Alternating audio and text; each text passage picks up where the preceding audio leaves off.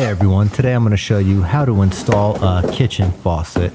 The good folks over at TAPMEE sent me this kitchen faucet, so today's video is sponsored by them. Here's a look at all the hardware. It does come with a pair of gloves. Don't think I'll be using those. There's the set screws for the locking nut and the counterbalance weight. But first we have to remove the old faucet. Always good to wear glasses when working under a sink so stuff doesn't fall down into your eye. I'm gonna remove this garbage disposal because it only takes a few seconds and it makes the work area much easier to move around. With the disposal out of the way, I'm gonna shut off the water supply lines for the hot and cold. Open the valve to make sure that the water is completely off. Using a wrench, you can go ahead and break the seal on the nut and then usually twist the rest of the hose off with your hand. Looks like this one has a steady drip as the valve is not shutting off all the way. I'll just put a cup under there to catch that drip.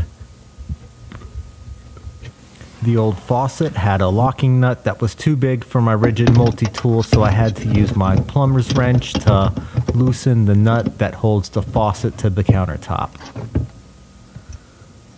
Unscrew the rest of the nut with my hand and then slide it over the supply lines. Remove the faucet, pulls out easy enough. The new faucet from TAPMEE came with a base plate that I will be using. You have to remove the locking nut and washer over the hoses before putting it through the countertop. Here's the optional base plate that can sometimes cover 3 holes if you have them.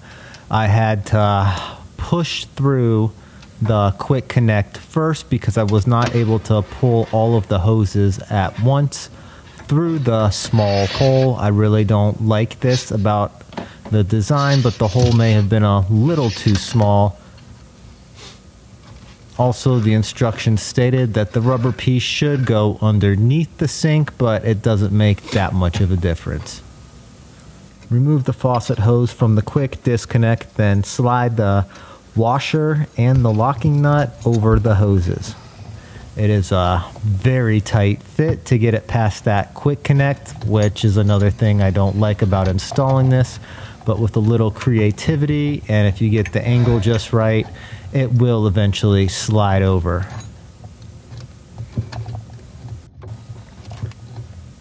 One step that I missed here, it's not a big deal, but you can put the screws into the locking nut and twist it up. Just don't screw them down all the way.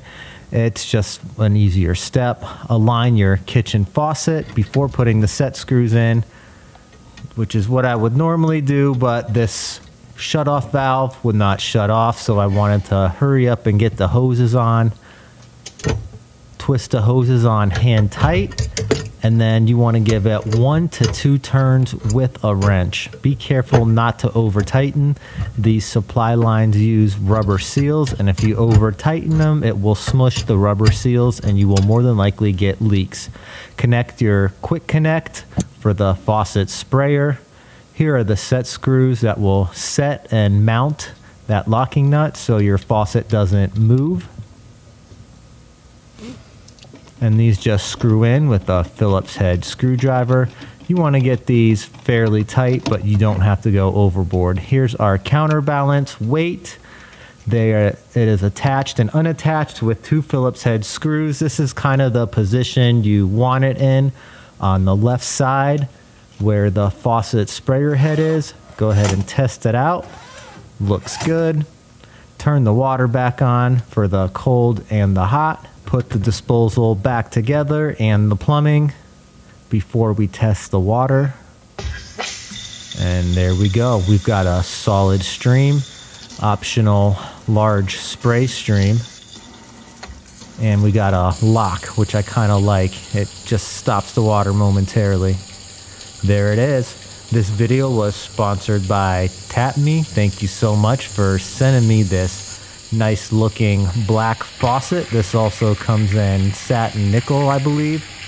I'll leave a link in the description if you want to purchase this faucet. I will get a small commission off of it. Thank you so much for watching and see you on the next fix.